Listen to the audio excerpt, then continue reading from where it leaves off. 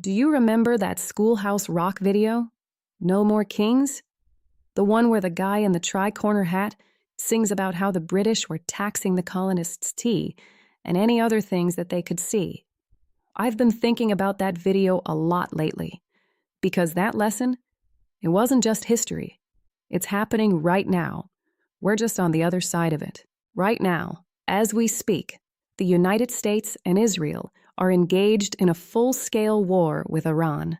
It's been going on for days. The supreme leader of Iran is dead. American bases are being hit.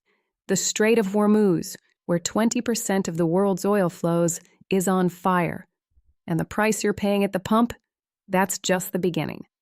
But here's the question nobody in Washington wants you to ask. Who's paying for this? And what are we giving up to fund it? Let me give you the backstory, because it matters. Since World War II, the United States has sent Israel over $300 billion of your money. That's adjusted for inflation. We have a standing agreement to send them $3.8 billion every single year, mostly for weapons. And since October 7, 2023, we've sent an additional $14 billion in emergency aid on top of that. Now listen, I'm not here to tell you whether Israel is right or wrong. That's not my point. My point is this: that money came from somewhere. And while that money was being wired overseas, here's what was happening at home. The same administration that approved billions in bombing campaigns also cut nearly $1 trillion from Medicaid. 15 million Americans are about to lose their health insurance. They cut food stamps so deeply that nearly 2.5 million Americans, your neighbors, maybe your family, are going to start going hungry. 300 rural hospitals are at risk of closing, not in some abstract future, right now, in Georgia, in Iowa, in New Hampshire. Maternity wards are shutting down, clinics are closing, people are losing access to health care. And the government's explanation? We can't afford it. But we can afford this war. We can afford to spend $779 million in the first 24 hours of bombing Iran. We can afford to keep sending billions, year after year, decade after decade. We just can't afford you. Now, here's where I need to tell you something about me. I'm an immigrant.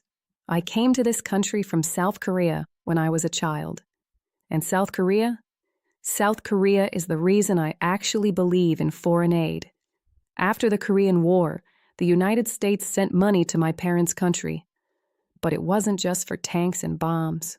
It was for schools, for hospitals, for roads, for the things that help a country build itself. And look at us now. South Korea is a thriving democracy. We make Samsung phones. We make BTS and Parasite. We went from receiving American aid to being a donor nation that helps other countries. That's what aid is supposed to do. It's supposed to end.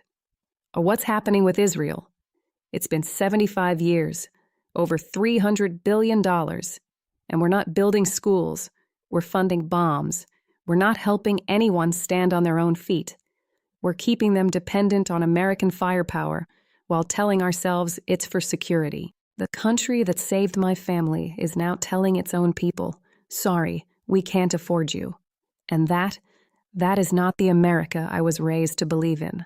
The colonists had a phrase for what they were experiencing. They called it taxation without representation. But maybe we need a modern version. Taxation without reciprocation.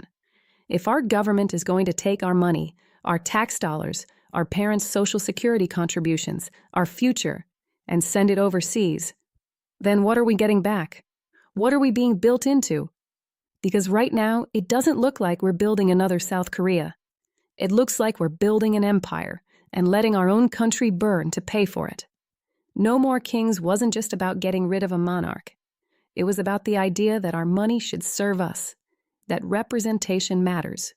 Right now, we have all the taxation and none of the representation.